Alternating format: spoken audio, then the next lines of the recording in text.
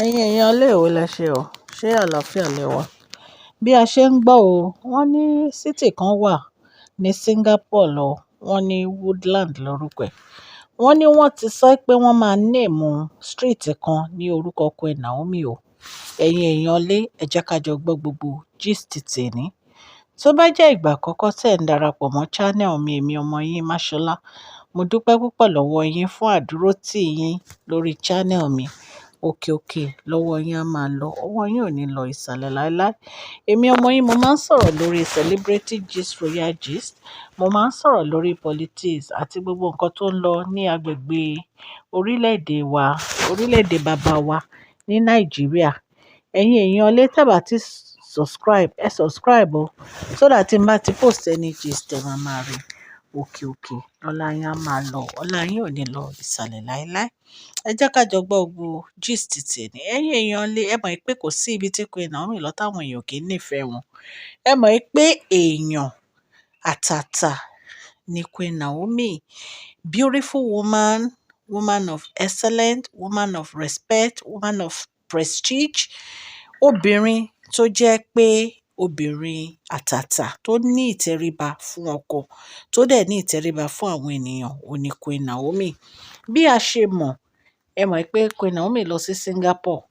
Gbogbo àwọn ará Singapore, àwọn obìnrin tó wà ní Singapore, inú wọn dùn láti receive Queen Naomi ní ibi tí wọ́n lọ.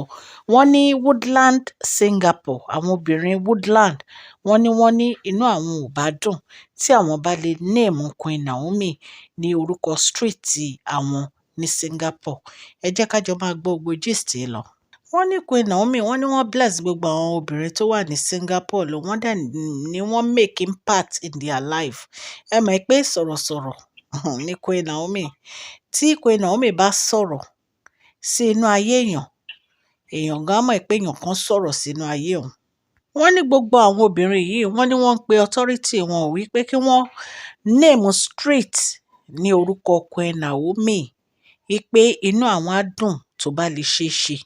Ẹ̀yin náà mọ̀ pé gbogbo ibi tí Queen Naomi bá ń lọ, ìmọ́lẹ̀ máa ń tàn ni. Nítorí wípé ìmọ́lẹ̀ ni Queen Naomi, Ọlọ́run gbé inú wọn. Ọlọ́run tó ń gbé inú wọn ló máa ń jẹ́ kí ìmọ́lẹ̀ tàn. Kì í ṣe mímọ̀ ṣe wọn o, ṣùgbọ́n nítorí glory of God ó wà nínú ayé wọn. Nítorí àmì Ọlọ́run ó wà nínú ayé wọn. Ìtorí ẹ̀ ni ìmọ́lẹ̀ fi ń tàn. Kò dẹ̀ sí ẹni tó lè fi ọwọ́ bo ìmọ́lẹ̀ yìí. Nítorí pé Ọlọ́run ti fún wọn ní oore ọ̀fẹ́ yẹn. Ẹ̀mí mímọ́ ń gbé inú wọn. Wọ́n ní ibi tí ìmọ́lẹ̀ bá wà, kí ló máa ń ṣẹlẹ̀? Òkùnkùn máa ń paradà ni. Ní agbára Ọlọ́run, òkùnkùn á máa paradà nínú ayé mi àti yín o. Ìmọ́lẹ̀ Ọlọ́run á máa tàn nínú ayé tàwa náà o. Ọlọ́run Elédùmarè á wà pẹ̀lú gbogbo wa o. I am so happy for Queen Naomi. I say congratulations to her again because she's a woman of excellence. She's a woman of prestige. She's a woman of virtue. Àwọn obìnrin tó yẹ ká máa dúpẹ́ wípé a ní àwùjọ wa nìyẹn.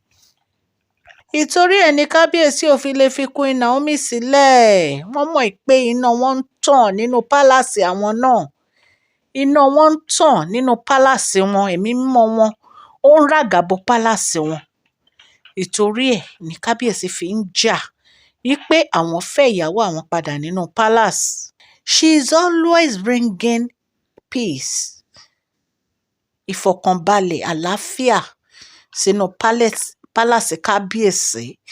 Àti ìgbà tí Queen Naomi ti wà nínú palace kábíyèsí, ọjọ́ wo lẹ rí kán sọ̀rọ̀ burúkú lẹ́nu rí?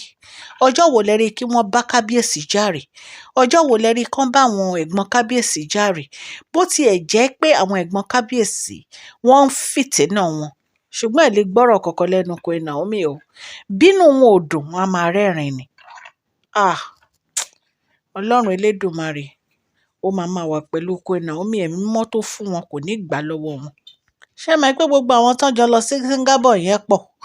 Màmá wa Reverend Fúnkẹ́ gan tẹ̀lé wọn àtàwọn èèyàn bíi 8 náà jọ lọ.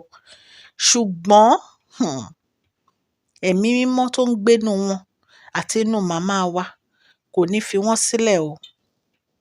Wọ́n ní màmá wa Reverend Fúnkẹ́, wọ́n ní wọ́n make sure pé wọ́n yan àwọn èèyàn mẹ́jọ èyí tí ó jẹ́ pé wọ́n lè sọ̀rọ̀ sínú ayé àwọn obìnrin. Wọ́n yàn wọ́n tẹ̀lé wọn nítorí wípé ẹ mọ̀ pé màmá wa iṣẹ́ Ọlọ́run ni wọ́n ń ṣe. Èyí tó dẹ̀ jẹ́ pé Queen Naomi náà iṣẹ́ Ọlọ́run ni wọ́n ń ṣe. I am so happy for our mother, Reverend Funke Felix. Ọlọ́run Elédùmarè á jẹ́ kẹ́ ẹ pẹ́ fún wa o. Èémọ́ tọ́lọ́run fún yín kò ní gbà lọ́wọ́ yín ní agbára Ọlọ́run. Ẹ wò ó, inú kábíyèsí dùn sí award tí Queen Naomi gbà yẹn nítorí pé ó mọ̀ wípé Queen Naomi is up to it. Èèyàn kan wá lanu gbàtìlà ó ń sọ pé Queen Naomi ló key award. Èwo ló gbà rí Tóbi? Award wo ló gbà rí? Àtọ́ tó ti ń gbà award, àwọn award local university ló ń gbà. Kò tí ẹ ń ṣẹnu ẹ ló ti yẹ kírú ọ̀rọ̀ báyẹn jáde. But mo mọ̀ pé jealousness ló fẹ́ pa ẹ́ ná anyway. So ẹ̀yin èèyàn lé, kì í ṣe nǹkan kékeré o. A lè máa fojú bíntín wo nǹkan tó ń ṣẹlẹ̀ bọ̀ kì í ṣe nǹkan bíntín. International la pè é. Ṣó ti yé yín? Ọlọ́run ló Queen Naomi pẹ̀lú ipá àti agbára. Ọlọ́run Elédùmarè tó dẹ̀ ń lò wọ́n kò ní fi wọ́n sílẹ̀. Ẹ rẹ̀ pé tó yóò bá sí Ọlọ́run nínú ayé Queen Naomi ni ọ tó bá ti borí Queen Naomi.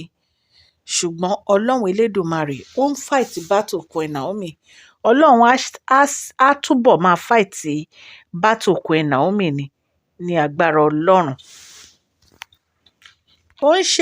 Kì í ṣe mímọ̀ ṣe Queen Naomi o. Mímọ̀ ṣe Ọlọ́run ní nínú ayé wọn. Because gbogbo nǹkan tó bá tú báyìí Ọlọ́run bá wọn tú ni. Nítorí pé wọ́n ń gba àdúrà.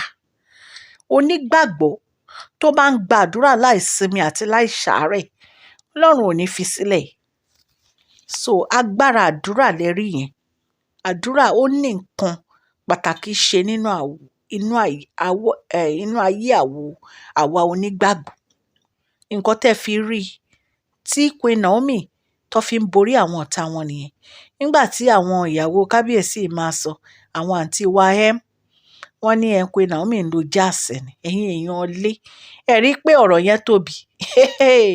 Nígbà tí ò rí irú ẹ̀ rí, gbogbo nǹkan tó ń ṣe, gbogbo nǹkan tó ń ṣe, gbogbo ẹ̀ ń dòbu ni, ó ń domi, kò rí ṣe. So kí lẹ expect kó sọ? Nǹkan tó máa sọ náà nìyẹn pọ́n ń lo jáàsì ni. Kò mọ̀ pé jáàsì Ọlọ́run kò sẹ́ni tó lè mú dání, kò sẹ́ni tó lè yí padà. Olúwa, mo dúpẹ́ lọ́wọ́ ẹ o fún ayé Queen Naomi o. God will continue to be with her. Wọ́n ní àwọn obìnrin yìí wọ́n ní no, ipe for Queen Naomi láti make wọn proud o. Ipe a street ní Singapore, ní county Singapore, ní local Singapore. Ṣó ti yé yín? Wọ́n ní wọ́n gbọ́dọ̀ name after Queen Naomi. Bó dẹ̀ ṣe máa rí nìyẹn. Nítorí pé wọ́n mọyì iṣẹ́ ribiribi. Oh yes. Èyí tí wọ́n ṣe ní Singapore wọ́n mọyì ẹ̀.